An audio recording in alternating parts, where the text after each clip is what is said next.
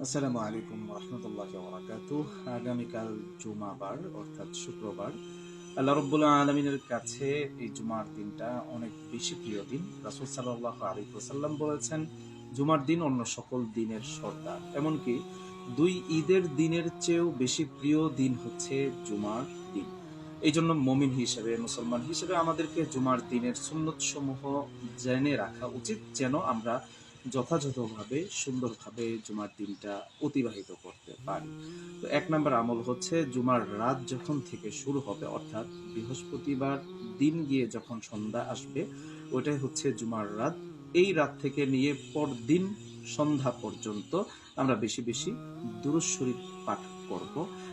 রাসূল আকরাম সাল্লাল্লাহু আলাইহি সাল্লাম বলেছেন, জুমার দিন হচ্ছে বেশি বেশি তোমরা দুরূদ শরীফ পাঠ করো। ২ নম্বর আমল হচ্ছে জুমার রাতে তাহাজ্জুদের নামাজ পড়া। এখন রমজান মাস চলছে, রমজানে তো আমরা আলহামদুলিল্লাহ তাহাজ্জুদের নামাজ পড়ি। রমজানের বাহিরে অন্তত সপ্তাহে একটা দিন আমরা জুমার রাতে অন্তত আমরা তাহাজ্জুদ পড়ার চেষ্টা করব। ইনশাল্লাহ এই তাহাজ্জুদের মাধ্যমে আমার অনেক ফায়দা হবে। ৩ নম্বর আমল হচ্ছে, সকালে ফজরের নামাজ জামাতের সাথে আদায় করে, জিকির আজকার করে, সূরা ইয়াসিন পাঠ করে নিজে একটু পরিষ্কার হওয়া, নিজের শরীর, হাতের নখ, পায়ের নখ এবং চুল, মুছ, অবাঞ্ছিত লোমগুলো কেটে পরিষ্কার পরিচ্ছন্ন হওয়া, এবং পাশাপাশি পরিষ্কারের কাজে আমাদের পরিবারের সদস্য যারা আছে তাদেরকে সহযোগিতা করা। এরপর ভালোভাবে গোসল করে নিজের সামর্থ্যের মধ্যে যেই কাপড়গুলো আছে সেগুলোর ভালো কাপড়টা পরিধান করে মসজিদে যাওয়া, এবং মসজিদে যাওয়ার সময় হেঁটে হেঁটে মসজিদে যাওয়া।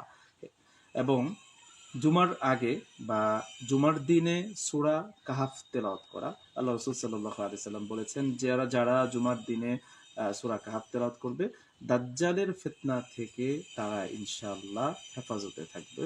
এই জন্য বেশি বেশি সূরা কাহাফ পড়ার চেষ্টা করব। এরপর আমরা জুমার নামাজের সময় ইমাম অথবা খতিব সাহেবের বয়ান মনোযোগ দিয়ে শুনবো।